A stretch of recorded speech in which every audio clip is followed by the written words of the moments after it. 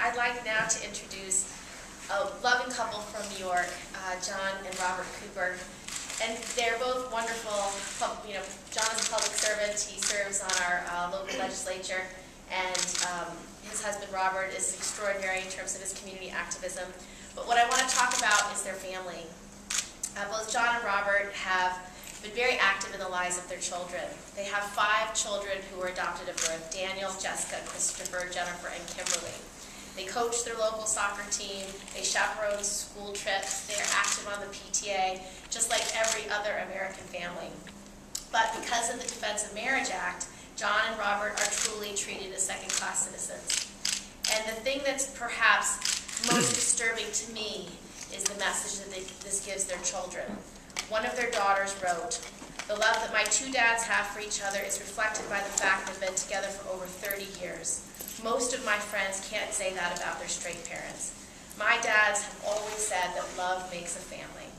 I don't think that our government should treat my family differently than any other family." Thank you very much. Good afternoon, everyone. I also want to thank our wonderful Senator Gillibrand and the other senators for being here today and introducing this legislation. I am also convinced that we will ultimately be successful, if not in this Congress, in the subsequent Congress. Like all straight couples, gay and lesbian couples view marriage as a public expression of the private commitment that we make to the one that we love. It's a lifelong commitment of love and respect and fidelity and responsibility. But it's more than that. Marriage is also a very important tool and institution to protect our families. And as Senator Gillibrand mentioned, Rob and I have 5 wonderful children, all adopted at birth. Still can't believe it, but our oldest kid somehow is 25 years old now. And we've got a 21-year-old, 17-year-old, and identical twin girls that are 16. Rob and I have been together for more than 3 decades.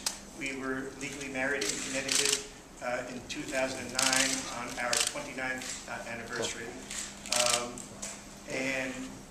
But even before that, one reason that we got married is that we wanted to make a statement to our kids that we recognize the importance of marriage.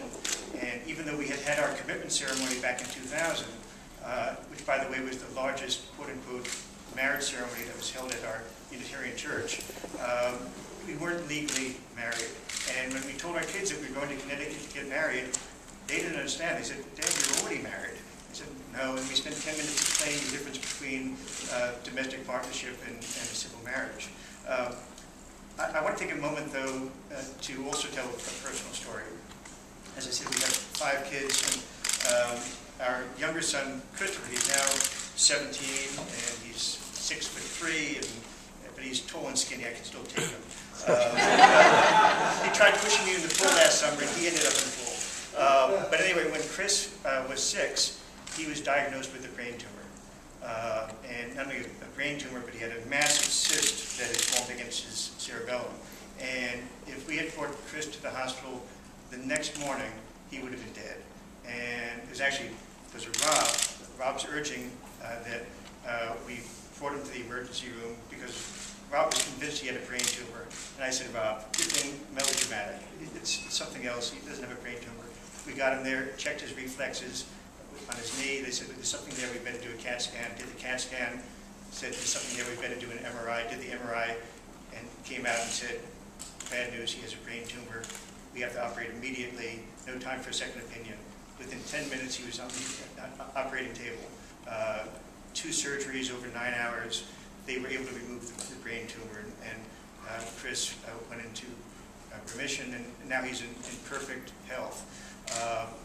But if anyone, and I gotta say, when the doctor came out and said that Chris had a brain tumor and gave us the odds that he was going to die on the operating table or come out paralyzed, and Rob and I fell into each other's arms. And if anyone were to tell us that we were not a family and that we are not a family equal to any other family,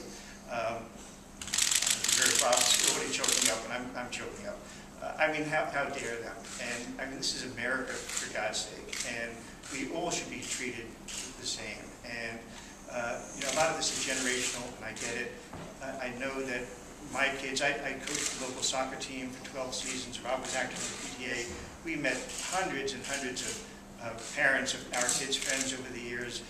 Not one of them has a bone in their bodies that are anti-gay in any way. I know that those kids, the next generation, if you ask them, 98% of them would be completely cool with same-sex marriage. They don't even know what the issue is. The problem is people of our generation and older. But you know, we've got to win those hearts and minds and souls. But and it's often done one step at a time, one person at a time. But this is a major step that we're taking today. I know it's going to lead to victory ultimately, and I look forward to working hand in hand with these senators and your colleagues in achieving this goal. So thank you very much. Thank you.